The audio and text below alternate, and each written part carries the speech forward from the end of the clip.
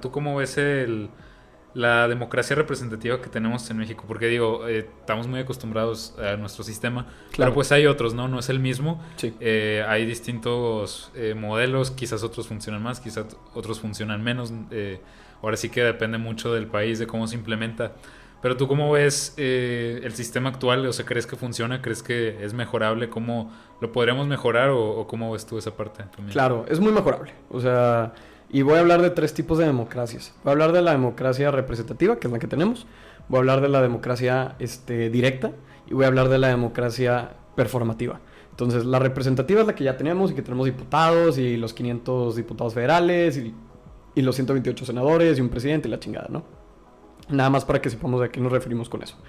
Yo siento que se puede mejorar a partir de participación ciudadana y a partir de una pluralidad política. Nunca puedes tener un partido completo en el poder, porque el que haya un partido, a pesar de que haya llegado a través de medios democráticos, llamémosle el voto, al poder, no va a ser bueno para la democracia mexicana. Caso Morena. De 2018 a 2021, mayoría en la Cámara de Diputados, mayoría en la Cámara de Senadores, los güeyes podían hacer lo que ellos quisieran sumando los partidos satélites que tenían.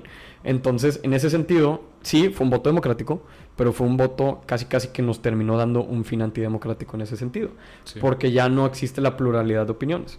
Entonces, eso es la democracia representativa. ¿Y cómo se puede mejorar? Precisamente, pienso yo, deslindándonos de las ideas de un sistema político con base en partidos y empezar a hacer propuestas y proyectos. Pasemos de hablar de partidos a hablar de proyectos. Y es por eso, por ejemplo, con el caso de Mariana Villasuso, que yo te comentaba, que es una chingonada de proyecto, que era ciclovías, tránsito más verde, una ley de emprendimiento social, que a mí me encanta ese pedo. Yo decía, cabrón, está increíble. Y luego le preguntabas las propuestas a la otra candidata, a la que ganó, y te decía, no, pues te voy a representar. Eso es democracia performativa, el tercer tipo de democracia. El democracia directa, para no saltármelo, es simplemente, oye, güey, ¿qué quieres? No, pues votamos en chinga y eso es. O sea, la democracia directa es esta que vamos a ver en la consulta popular que viene este 1 de agosto, que también tiene tintes performativos, porque performativo de performance, te están dando pan y circo. Sí, claro. Entonces, en ese sentido, pues la segunda está padre porque nos preguntan y tenemos un dicho directo con lo que va a pasar. Que si la pregunta de la Suprema Corte está bien, es otro tema de conversación. Pero como instrumento la consulta popular es súper importante para un país democrático. Eso no lo voy a negar.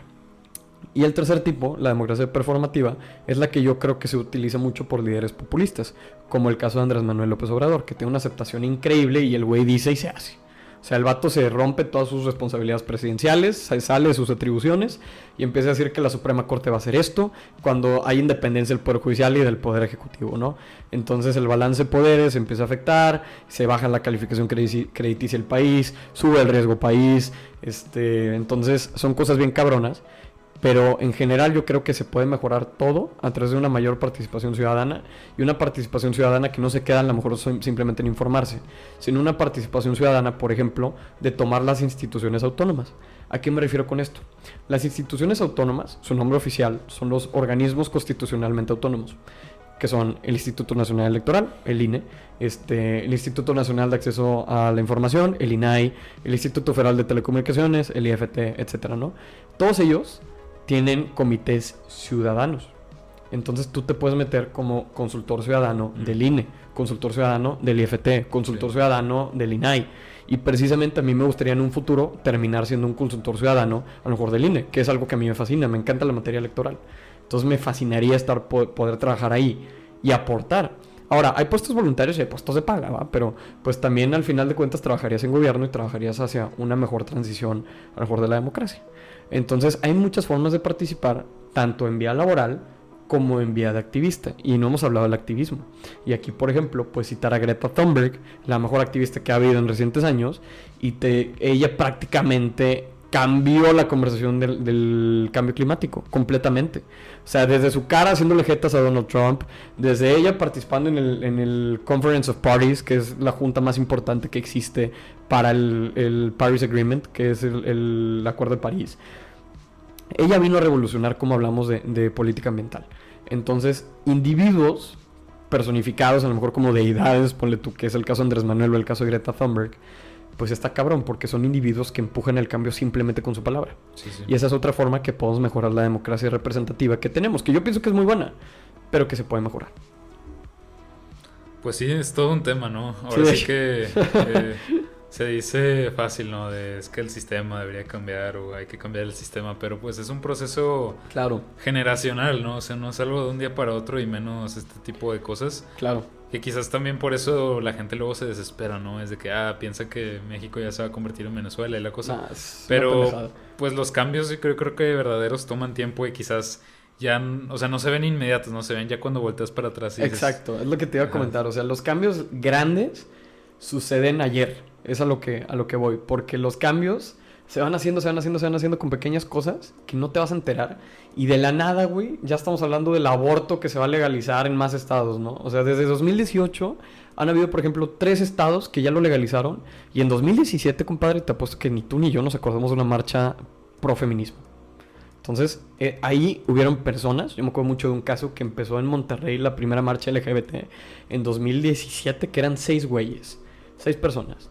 El último Pride en Monterrey, con todo y pandemia, tuvo más de 15,000 asistentes. Y en ese sentido yo la neta aplaudo a la comunidad LGBT por esa organización. Y te puedes a pensar, cabrón, ¿en qué momento? Porque el cambio se suscita ayer. El cambio se suscita en el pasado con las victorias que se van haciendo y lo vives en un presente. Porque Exacto. ya nada más te toca vivir esa parte cuando ya te involucra a ti con tus rangos de privilegio, con tus estratos así de a lo mejor ignorancia social o a lo mejor que no estás expuesto a. Entonces es algo muy padre cuando ya ves una lucha, a lo mejor por derechos sociales, que empieza a tomar valor. O a lo mejor, por ejemplo, también lo podemos meter como el tema de Andrés Manuel. No para aplaudirle, simplemente para decirlo. Que fue 30 años in the making. Y un día, ¿cómo Andrés Manuel ganó? ¿Cómo? ¿Quién lo pudo haber pensado? Pues 55% de México lo pensó, güey. Entonces está cabrón. Está muy cabrón. Sí, muchas veces no se ve eso, ¿no? Ya nomás se ve el resultado y pues tendemos a nomás poner la atención en esas partes.